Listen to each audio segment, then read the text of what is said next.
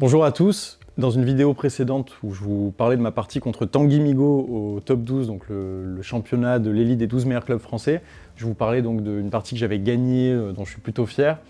Aujourd'hui, on va parler d'une partie que j'ai perdue contre l'adversaire le plus fort qui m'a été donné d'affronter dans ma carrière. C'était au sein du top 12, donc dans le même tournoi. Donc comme je vous disais, c'est à la fois une chance de faire de participer à la Ligue 1, on va dire, des échecs, mais c'est aussi très dur parce qu'on joue donc des cracks absolus.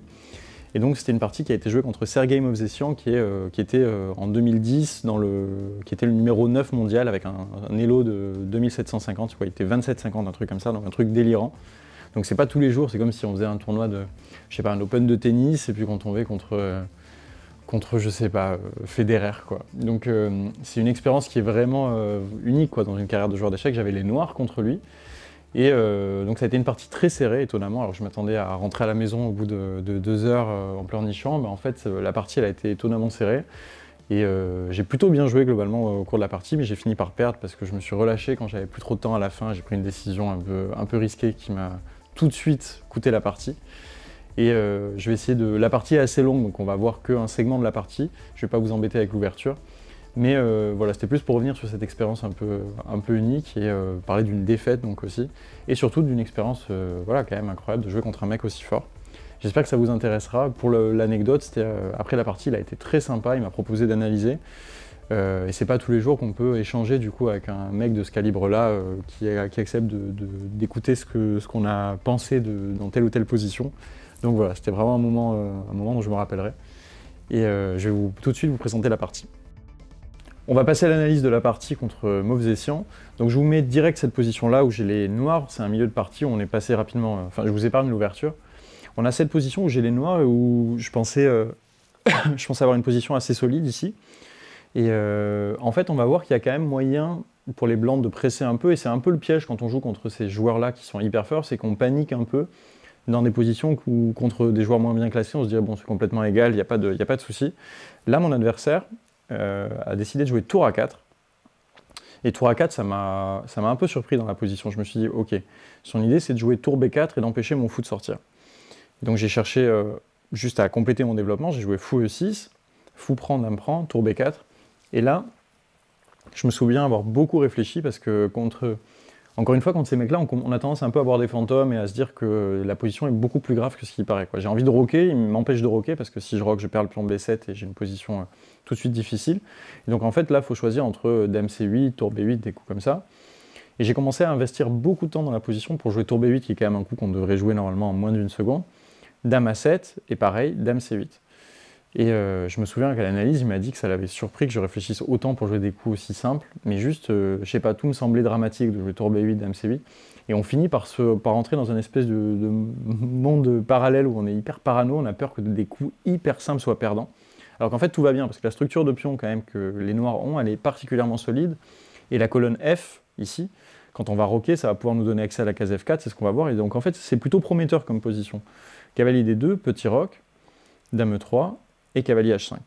Et là, je commençais à me dire, bon, c'est plutôt sympa cette position, parce que maintenant, je vais pouvoir jouer moi aussi, je vais pouvoir mettre un cavalier devant le petit roc des blancs, à tout moment, il y a dame G4 qui peut arriver, et je vais avoir un peu de jeu sur le roi des blancs. Il a joué F3, tout ça, c'est complètement typique comme structure de pion, il n'y a rien de particulier.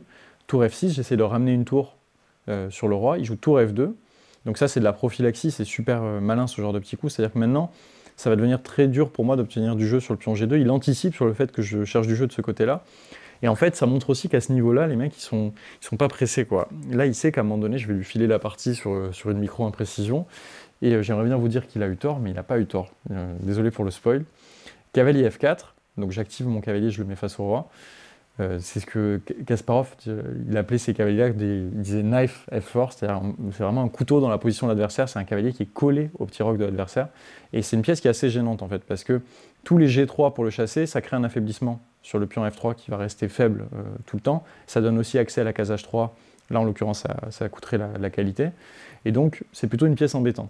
Il a joué cavalier F1, il jouait assez vite en plus de mémoire dans cette position. Dame E6, j'active ma dame. Tour D2, H5, donc pareil, j'essaie de m'activer, trouver du jeu.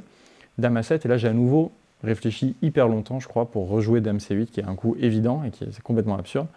Cavalier E3, et donc là, lui aussi, il est en train d'arriver. commence à regarder des cases centrales pour son cavalier. Tour F7, j'anticipe, je me dis peut-être que mon cavalier sera... Enfin, peut-être que ma tour va se faire attaquer par son cavalier.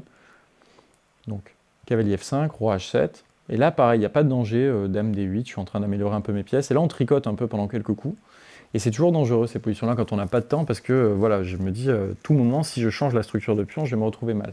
Et là, j'ai commencé à avoir des fantômes. J'ai eu peur de plein de trucs. J'ai eu peur de peut-être C4, C5. Je ne sais plus quelle manœuvre m'a fait peur, mais j'ai commencé à investir trop de temps. Et en fait, les blancs, eux, se contentent de toucher à rien. Il améliore un peu la position de son roi. Donc moi, je me remets à tricoter un peu. Je propose un échange de cavaliers, il refuse. Je reviens ici. Tour D1, échec, cavalier C5. Et donc là, je commence à me dire, maintenant que j'ai joué cavalier C5, le pion B7, il est protégé par mon cavalier, ce qui veut dire que cette tour, elle peut retrouver une activité normale, elle peut à nouveau jouer là-bas, et il n'y a jamais de coup comme tour prend B7 à surveiller. Donc là, il en profite, il joue cavalier D5, attaque la dame, dame G5, tour C4, tour F8, et là, en fait, il attaque ma dame, je reviens, il suffit de toucher à rien, en fait, dans cette position. Si je me contente de rester bien sage et de jouer roi H8, roi H7, roi G7, des coups comme ça, il n'y a pas de danger, il n'y a pas de monde où les blancs vont passer. Si ce cavalier se fait chasser un jour par B4, je peux passer par la case E6, je protège celle-là, mon cavalier pourra repartir en F4, j'ai pas de problème immédiat en fait. Et c'est juste l'aspect psychologique, je trouve, qui est intéressant dans cette partie, c'est-à-dire que là, vu qu'il n'a pas trop de coups, il va jouer son 40e coup pour gagner le contrôle de temps dont je vous parlais dans une fois précédente, dans une vidéo précédente, c'est-à-dire qu'en jouant le 40e coup, il gagne 30 minutes, il joue roi G1, cavalier E6, tour B4, et en fait il me remet une petite pression et j'arrive pas à me dépatouiller de cette pression et je finis par prendre un risque. C'est-à-dire que là, quand il joue roi F1, il m'annonce qu'il ne veut pas du tout faire nul dans la position, il m'annonce qu'il joue pour le gain et qu'il est en train d'évacuer son roi vers le côté où j'ai pas mes pièces, et peut-être que plus tard, du coup, si ça s'ouvre par là, il n'y aura plus son roi, il n'y aura que le mien en fait. Et roi F1, ça m'a fait un effet, je ne sais pas pourquoi j'ai commencé à m'inquiéter, je me suis dit, mince, il faut que j'ouvre le jeu tant que le roi est là. Et en fait, c'était un peu la réaction qu'il voulait et qu'il espérait, c'est-à-dire que là, j'ai craqué, j'ai joué G5, qui n'est pas un mauvais coup du tout, qui est un coup qui ouvre la colonne avec les grosses pièces des blancs vis-à-vis, donc ça peut pas être mauvais. Par contre, G5, ça change la nature de la structure de pion. C'est-à-dire que maintenant, j'ai cet isolé là, lui, il a toujours ce groupe de pions assez solide. Et surtout, après dame H3, je ne sais pas ce qui m'est passé par la tête, je me suis dit, je pense que j'avais plus beaucoup de temps, et j'ai un peu craqué, je me suis dit, je vais jouer H4, ça va bloquer sa chaîne de pions, et ça va me donner du jeu en faisant roi G6, tour H7, en fait, hallucination absolue, n'importe quoi. Sur H4, je sais que j'ai plus trop de temps, et je crois que lui, il prend la décision hyper vite. Moi, j'ai investi beaucoup de temps pour finir par jouer un coup aussi horrible que H4, donc je ne sais pas pourquoi, parfois, quand on est en méditation, on va dire, dans les échecs pendant plusieurs heures, parce qu'une partie comme ça a duré, je sais pas, peut-être 5 heures, on finit par avoir des allus, quoi. Et donc moi, je joue H4 en me disant c'est compliqué, et en fait, lui, il croque H4 en moins d'une minute, je crois. Et donc lui, dans sa tête, le calcul est très simple, c'est un pion gratuit sur échec, il n'y a absolument aucun danger, il n'y a aucun monde où je vais réussir à m'activer, à poser des problèmes à son roi. Et en fait, évidemment, c'est lui qui a raison à la fin de l'histoire. Là, il rapatrie sa dame, en anticipant que je vais essayer d'envahir la colonne, dame H8. Et en fait, le roi a beau passer sur une case où j'arrive avec échec, la case G2 est surdéfendue. Je l'attaque 2 fois, mais elle est surdéfendue par son cavalier et par sa dame. Il n'y a absolument aucune compensation pour ce pion de moins.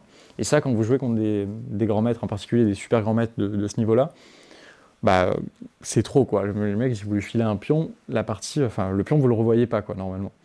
Dame H2, là, il rentre en B7, cavalier H3 pour essayer de trouver du jeu sur la dame, mais bon, pas grand-chose. Et là, en fait, il commence à liquider, à échanger les pièces, et quand je récupère le pion G2, il active son cavalier. En fait, c'est mon roi qui est limite en danger, quoi. C'est mon roi qui est un peu dans la sauce. Je pensais avoir du jeu sur le sien, mais c'est moi qui ai des problèmes à régler. Roi F6, il me chasse, je propose un échange de tours, et là, en fait, il va tout simplement activer sa majorité. Et même si j'avais pas de pion de moins, là, il se trouve que j'ai un pion de moins en finale, mais même sans parler de pion de moins, ça, c'est une faiblesse qui est... ça vaut pratiquement un deuxième pion de moins, en fait, ça, pour moi, dans la position. Donc là, il sait très bien que la finale est complètement gagnée. Et pour revenir, j'essaie de jouer D5, de changer un peu la structure de pion. Mais en fait, c'est trop compliqué de revenir parce que le pion A est trop dangereux. Et donc, on a continué jusqu'à cette position-là. On a arrêté ici, puisque en fait, il n'y a absolument plus rien à faire. Il va planter un cavalier en C7, chasser la tour qui bloque le pion, et aller à dame ensuite avec son pion en A7. Voilà, je voulais juste équilibrer un peu les deux parties que je vous ai montrées sur cette chaîne, les 2 parties personnelles, avec cette partie qui est aussi un souvenir hyper fort parce que c'est toujours émouvant de jouer contre un mec aussi fort et qui en même temps est aussi sympa et qui accepte d'analyser la partie sans me prendre de haut à la fin et qui était vraiment très cool. Donc voilà, j'espère que ça vous aura intéressé, je vous dis à bientôt.